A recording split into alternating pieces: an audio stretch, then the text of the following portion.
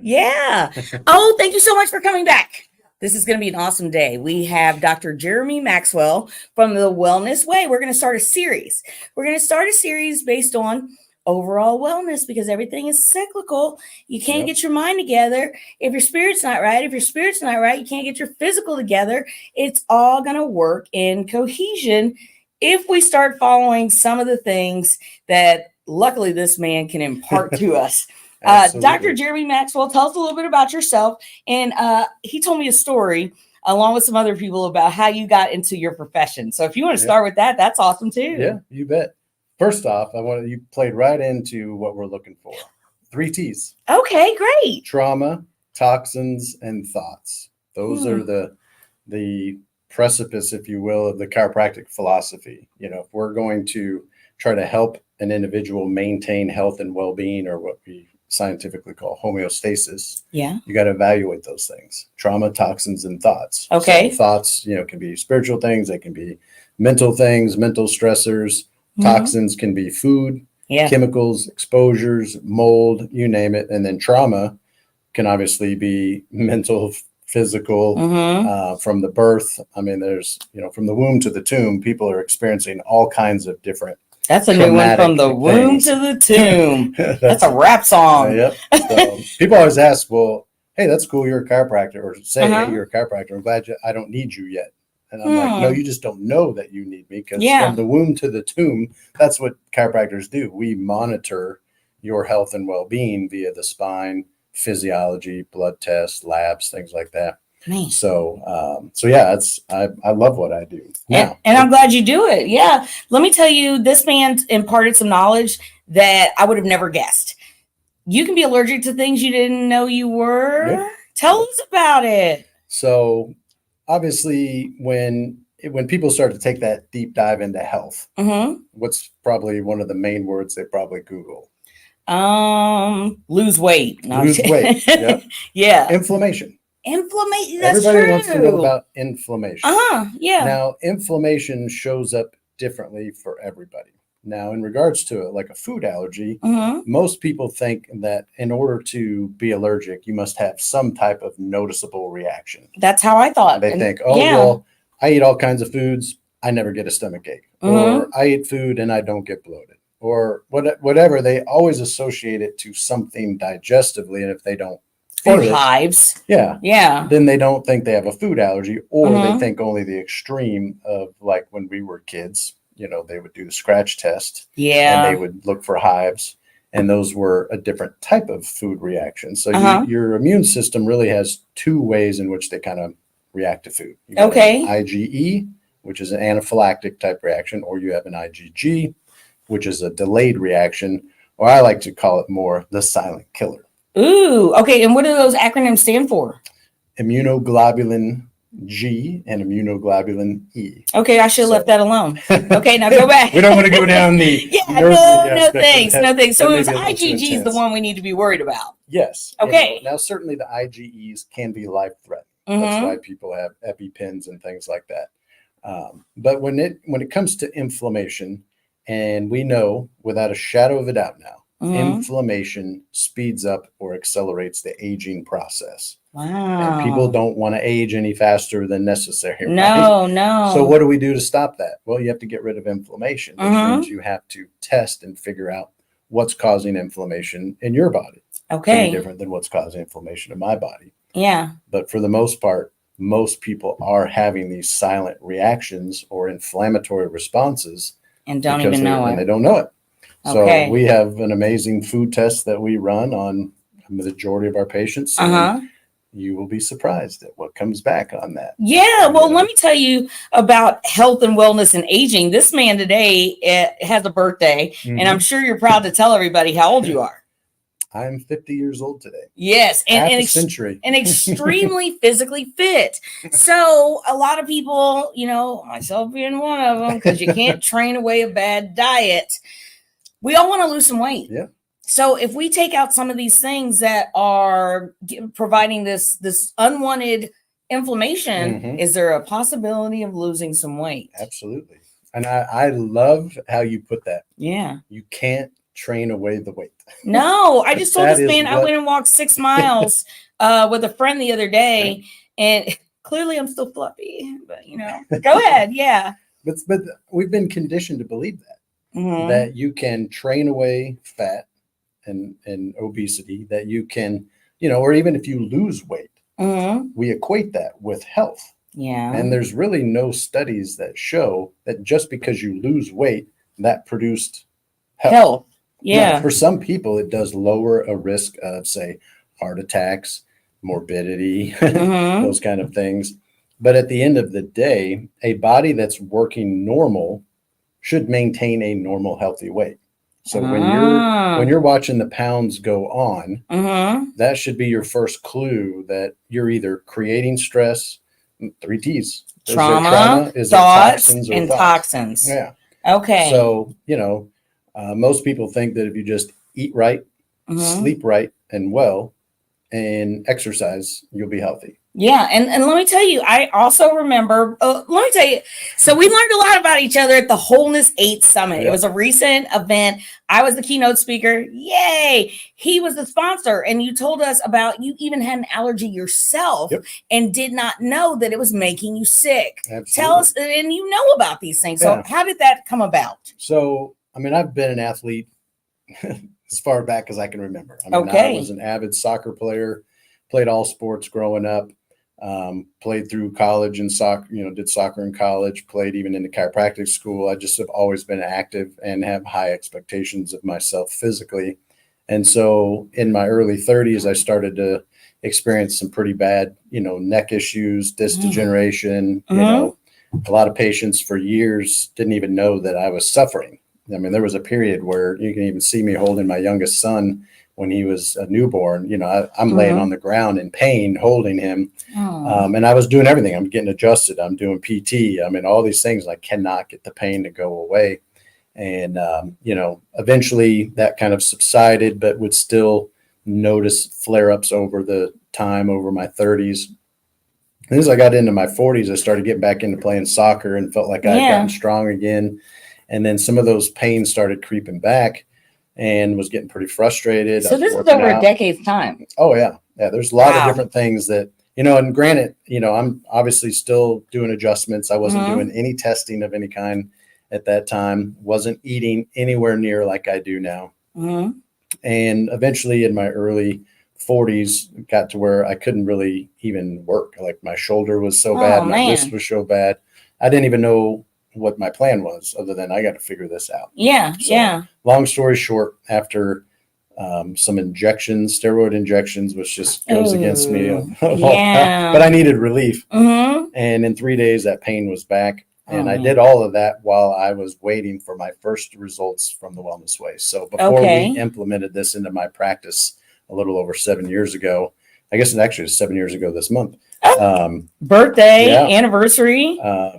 I thought we better test our whole family. It's always been my philosophy that before I'm going to implement anything into my practice, like we're going to experiment. Okay. Yeah. Well, that's good. That means you care about your patients. And so my wife's results came back first, and I think she was at like 23 or 24 food allergies. And I'm like, I probably got like 4 or 5. I thought there's only a few things that I react to. Came back 31. Wow. And for the first 6 months of me putting this into practice, nobody beat me. I had the most food allergies out of any of my patients. Oh my gosh. Before somebody finally caught up with me. But Not the interesting thing was I got these results on a Friday morning. And I would say I was pretty close to a 10 out of 10 on the pain scale that day. And I get my list and I open it up and it's like eggs, milk, carrots, celery, beef, vanilla, watermelon, all citrus, like literally 80 to 90% of my diet was on the list. And this one test that I took, we did 110 foods. And so I'm like, okay, there's 31 that I can't have. Right. What do I need to start looking at down here? So I was so desperate. I was like, all right, I'm not eating those things. Yeah. So that started Friday morning. No beef, no rice, no sweet potato, white potato, all that stuff. Those 31 foods were just gone. Yeah. Next morning, I wake up and I was like, holy crap, I just slept through the night. Oh, so it was I was like- instantaneous. I'm like, come on, there's no way. So it's instantaneous. For me, it Yeah. was very much so. I immediately, what does the athlete do? Go out and run. We better go train. We better go try this. So I go out into my pool Mm-hmm. and I'm doing all these like water resistant exercises. And I'm like, that's crazy. Like my shoulder was probably 50 to 75% better. Wow. Like, okay. I'm like, let's see what happens when I wake up on Sunday. You know, so sleep through the night again on Saturday night, wake up Sunday, and I'm like, wow. Like I literally would always wake up with shoulder pain. And I was like, I don't think I feel any pain today. Went out, got in the pool, and I mean, I'm out there just doing everything to try to create pain. Nothing. Who does that though? Who tries to go out and create pain? Like, let's just see if I can break it. No, that's not what we do. But yeah, go ahead. Yeah, crazy. So then Monday I wake up and go to work. And I'm literally pain free for the first time in I don't even like years. Like, yeah. And so that was like, I'm like sold. It's done. And I've got to do this for my patients. I've got to do this for my patients. Good guy. You know, because I mean, I love my profession. Chiropractic is what I was born to do. But I got frustrated early in practice, realizing that people didn't need more adjustments. Meaning, it's not that I didn't want them to come in for maintenance and for wellness, take care of their spine on a regular basis, but I was realizing adjustments don't fix everything. Not at all. You know, so if you look at trauma, toxins, and thoughts, well, an amazing adjustment, which I give, does not change your mindset. No. It does not necessarily change your spirituality or your connection. I mean, certainly removing pain will absolutely affect your mental state. Yeah. Like, that was the first time in my life that I go, holy crap, I think I was depressed. Oh, yeah. Because that was just like, it was weighing on you. In my world, unacceptable. Yeah, it was weighing on you. I tell people all the time, the worst time of my life, like seriously, and I've been through some was I broke my arm and I couldn't it was luckily not my dominant arm, but I just felt so like I couldn't do, I just felt so useless. And it was like a depression that I had never experienced. Like I just being unable to do the things that I wanted to for myself or constantly needing assistance. And that is just not me. It did something to me. So I know about having that trauma, and I don't so much know about the toxins. So when you're doing these screens, now I do know about toxins. And I know I told this man before he came, like, don't get too close because I just ate trash. I did. I just ran up the street to one of the fast food restaurants. Give me an endorsement. I'll tell you which one. And I got I won't receive any kind of toxicity. Thank you. Osmosis or something. Yeah, but guess what? I got the positive thoughts for you. Right. Yeah. But so these toxins that we're consuming every day, how do we get this testing? How do we go? We need to find you. So find a wellness way near you. I mean, I'm here in Columbia, Missouri. We have one in St. Peters, Missouri. We have one down in Seymour, Missouri, which is kind of a suburb of Springfield. They're all over the United States. So if you go to thewellnessway.com, you can find the nearest location to you. Okay. And we just take a very unique approach to health. I like that. So, I mean, there's a lot of health practitioners out there that obviously want to do something naturally. Yeah. But, you know, we really go to the next level of trying to help patients and individuals understand, you know, you are your own being. You're very individual. You're very bio individual. So there's no like one thing for everybody. Cookie cutters. We may run a lot of the same tests, but, you know, we were going to talk about some analogies. You know, we talk about the Swiss watch principle and how we view the body. The cogs. So if we were to take off the back of a watch, what do we see? We see all those all cogs gears and all the gears. Well, our organs are basically all those gears, and they all have a certain purpose, but they don't just work individually. Not at all. They all work together. So if we were to just put a stressor on one of those things, or if one of those little teeth break on the gear, is that going to keep efficient time? No, absolutely not. Right. So it's like, you know, I think when you were at the seminar, I asked you, did you know that your big toe controlled your heart? Remember that? Yeah. If somebody came and stomped on it, what would I do? Yeah. Heart rate would go up. Blood pressure would go up. And certainly we established that high blood pressure is bad for you. Oh, yeah. That can even cause a stroke. It can cause death. So what is then the fireman approach to that, or the medical approach? Give a drug. Yeah. right? To save your life yeah. because they know it's bad. So you can take that approach of taking a drug. Some people are like, I'm kind of anti-drug. What if we did some kind of supplement or natural thing? Supplements. You can do fish oil. You can do magnesium. There's all these things that you can do, but that doesn't mean magnesium will lower your blood pressure for everybody. Right, or turmeric or fish oil, but it may work for a period of time. And then the wellness way approach is, hey, doesn't it make more sense to just take my foot off your toe? Yeah. Because I feel like a lot of times we go to the doctor and they're so quick to give you some, because it's what they prescribe for that situation, but they don't prescribe for the person. They're not going to take into context everything that you just discussed. So back to something else I liked about Dr. Jeremy Maxwell was he not only talked about the person just as, just some rando male, but you also addressed female health.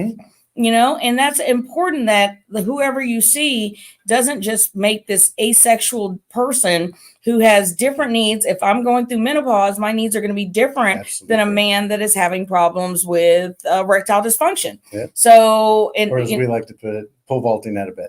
Yes, that's right. He said, if your man is not pole vaulting out of bed, he's sick. He's sick. I did not. Well, first, I don't know what to say, but yeah, that's one of his analogies. Imagine that the name Sarita Talks is the show, and I don't know what to say. He's got me on the spot here, but I'm gonna put it back on you. If he's not pole vaulting out of bed, what could possibly be wrong with him?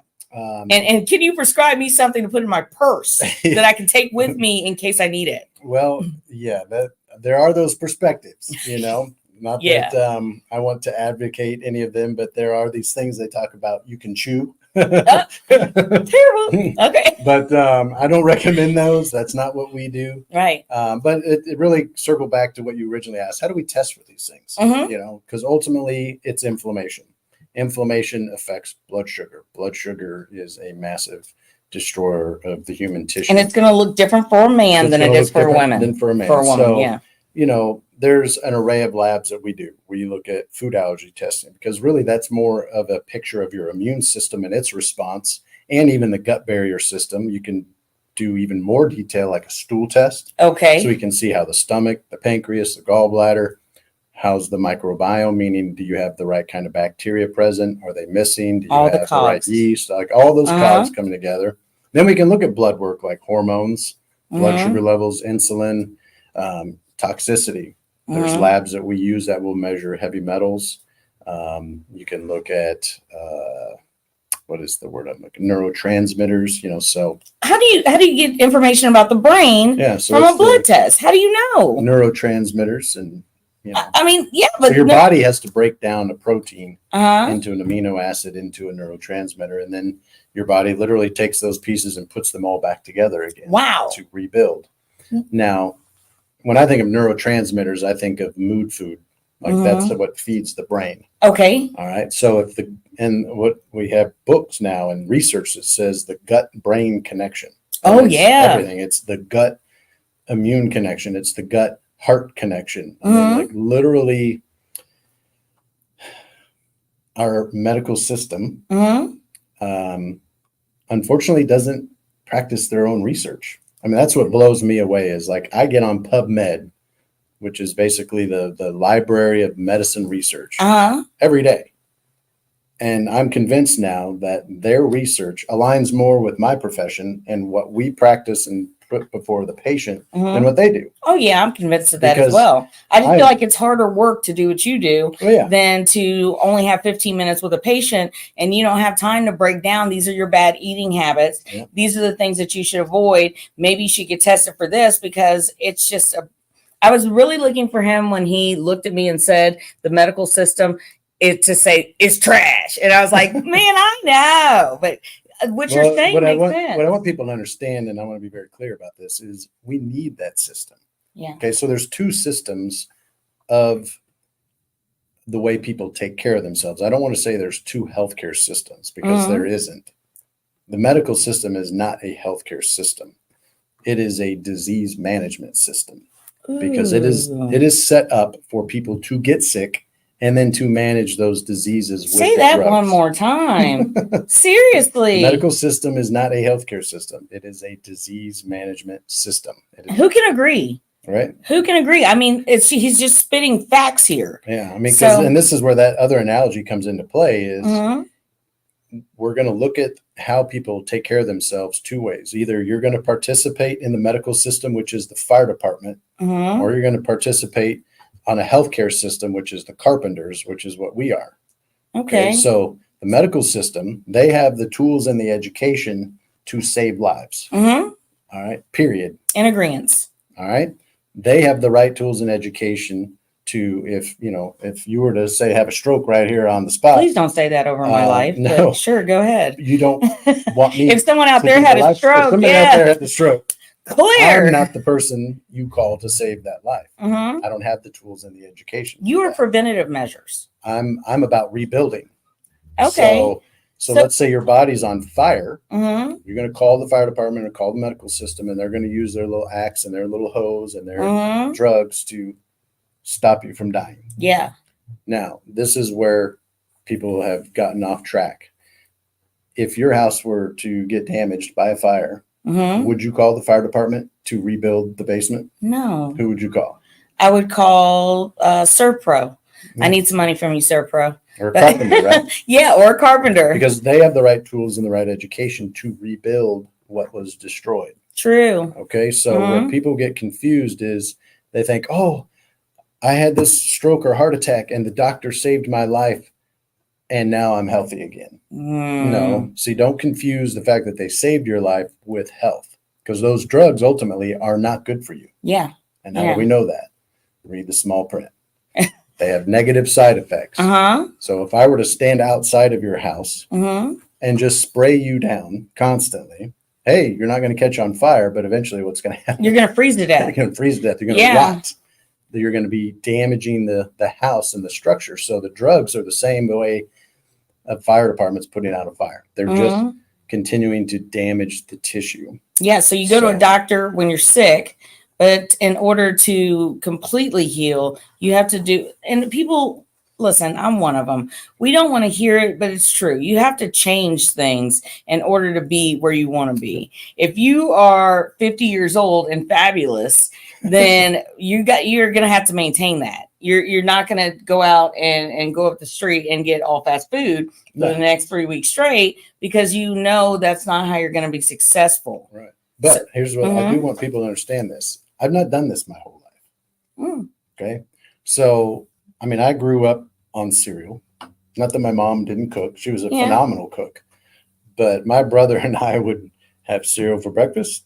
That's the first thing we ate when we came home from school. Yeah. And that was the last thing we ate before we went to bed.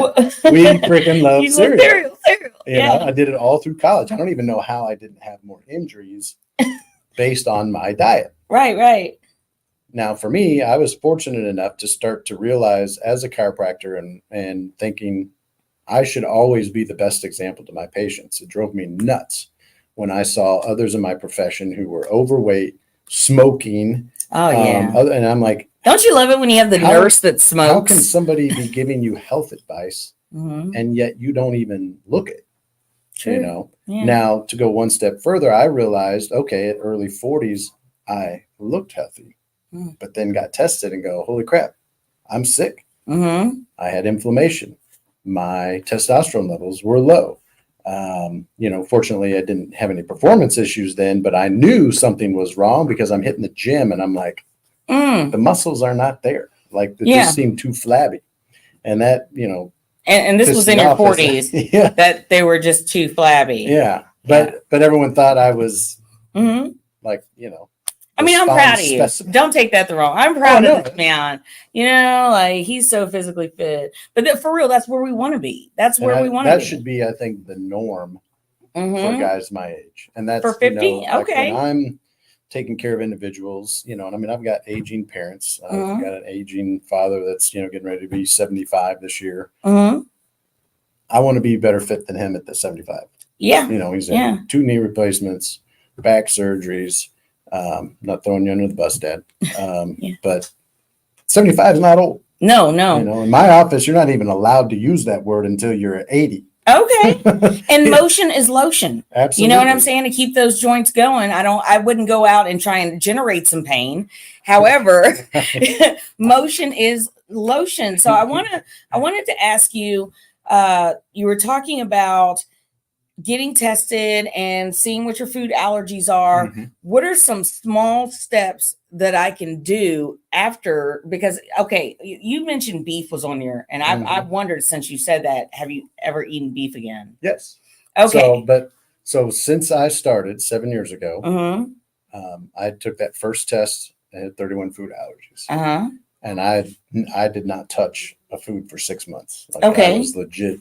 And not to my knowledge. Uh-huh. So I retested at 6 months, which is probably 6 months earlier than what I usually do for patients. But okay, so once a year for patients, typically. It was down to 24. I was like, all right. So I got some foods back. Actually, I got a lot of foods back. It was like this complete flip flop almost. Wow. So long story short, I thought, I bet you I had probably more like 50 something foods, but just taking those 31 stressors away gave my immune system time to kind of recoup. Oh, so okay. Then when I retested, it was like some of those were no longer on my list, but I had like 19 different ones than what I had before. I was like, wow, this is interesting. Yeah. So then I spent the next 6 months pretty much kind of doing the same thing, retested. I was at 28. Like, dude, I went up. Yeah. So I don't. So I investigated a little bit more. I started talking to Dr. Flynn, who's the founder of the Wellness Way, started just understanding this process a little bit more. And was like, okay, just avoiding the foods can make an impact, but it's not changing the internal environment like it should. Okay. So what I realized, I still was not maintaining good stomach acid function. That's where it does come from the gut. One of the things that changes that whole process is the stomach acid. So if you don't have proper pH, you cannot break down the protein the right way, which then you'll get undigested protein downstream, and that's a bad day. Yeah. So I started just hammering some Betaine HCl, which is a way to kind of stimulate stomach acid. Okay. And I did that consistently. What is that? So it's just a capsule. Okay. That, will help tell the stomach, hey, we need you to make more stomach acid. Okay. Because stress will lower stomach acid. It's going to affect your vagus nerve communication to that. I would think it would be the opposite, though, that stress would give you like heartburn. But yeah. Now, it can to some degree because it changes the pH of the stomach. Okay. The reason you get the reflux is because you have too alkaline of a stomach. So the strong acidity triggers that sphincter to shut.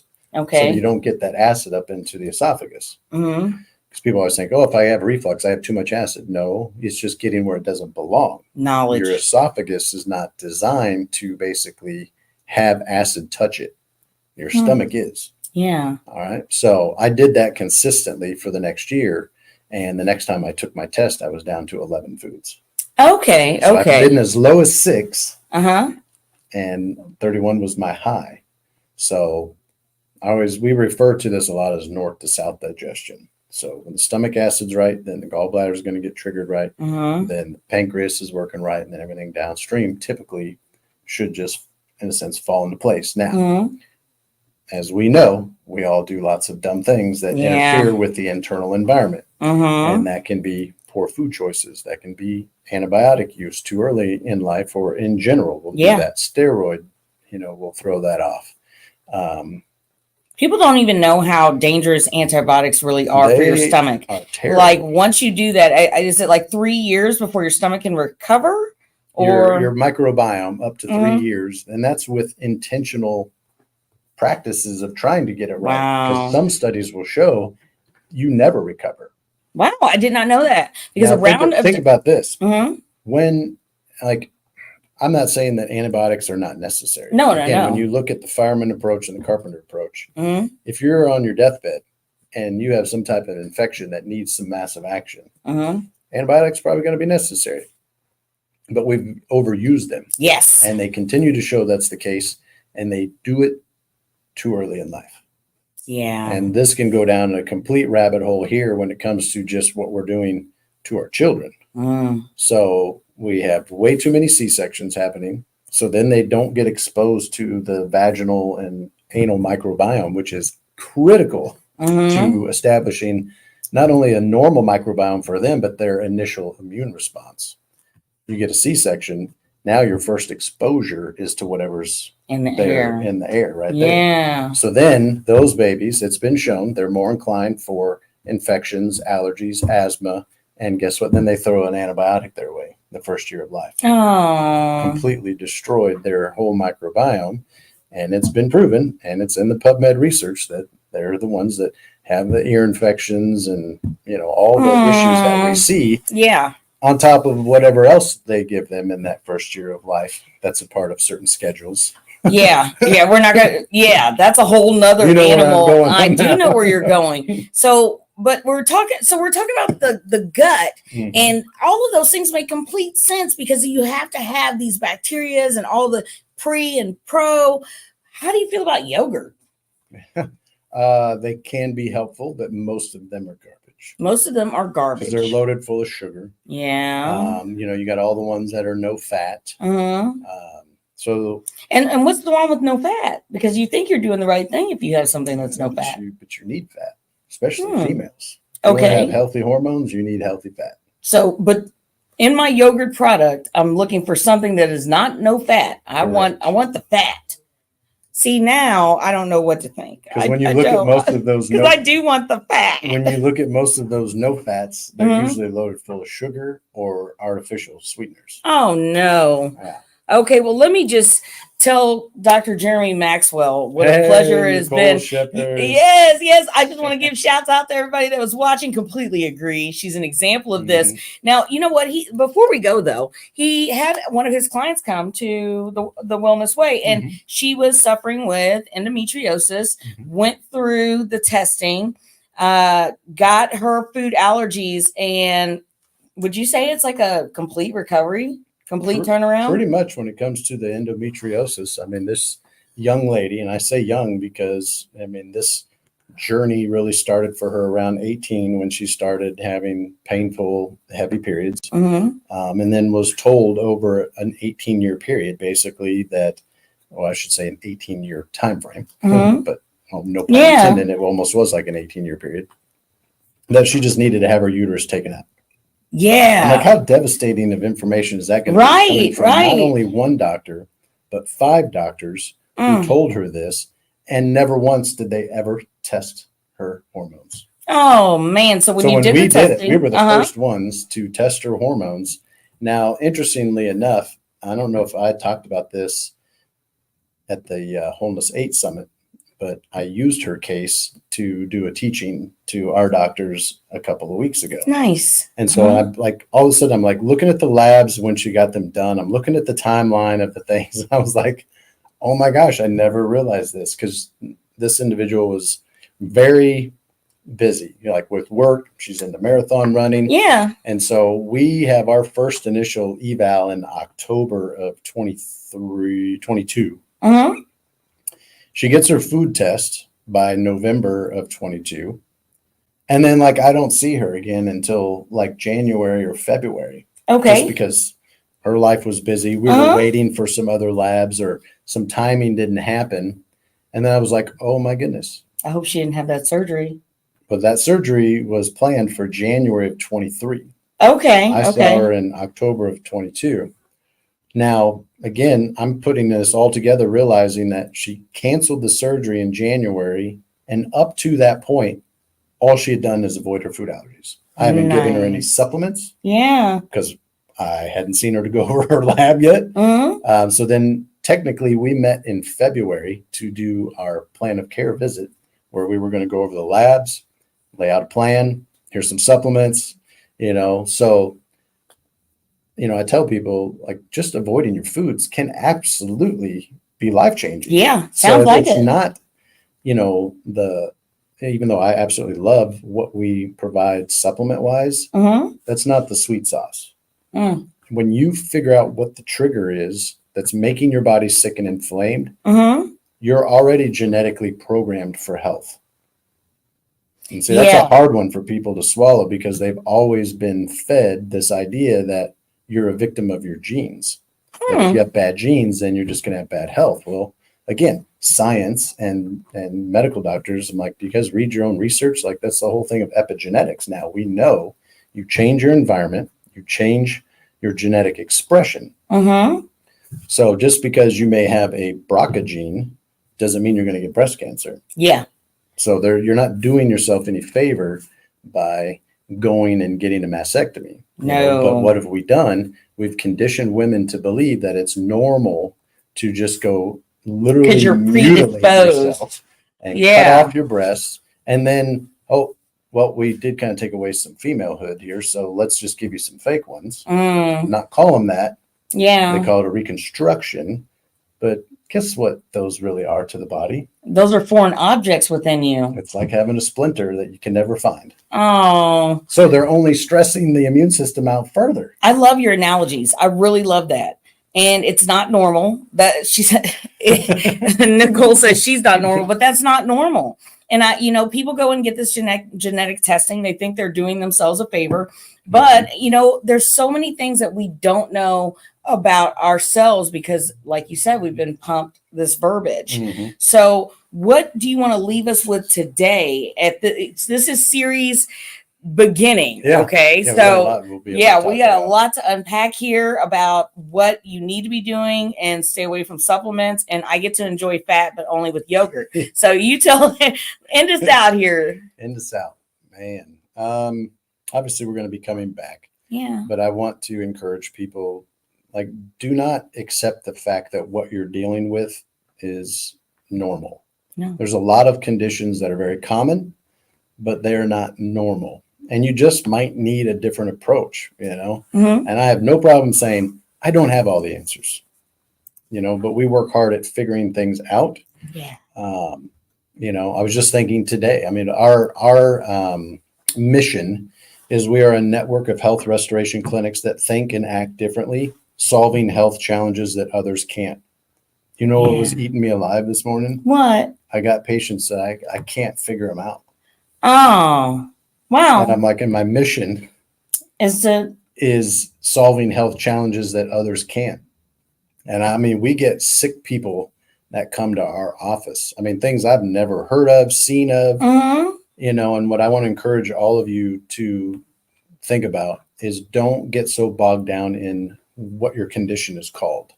Yeah. All that condition is your lifestyle up to this point. This is where it's led you.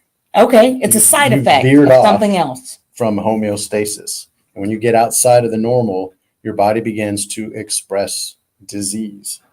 Well, Dr. Jeremy Maxwell is going to come back and show us how to be normal, how to get that wellness way. And when he figures out those patients, I can't wait for him to tell us how he helped them. Yes. Thanks for coming.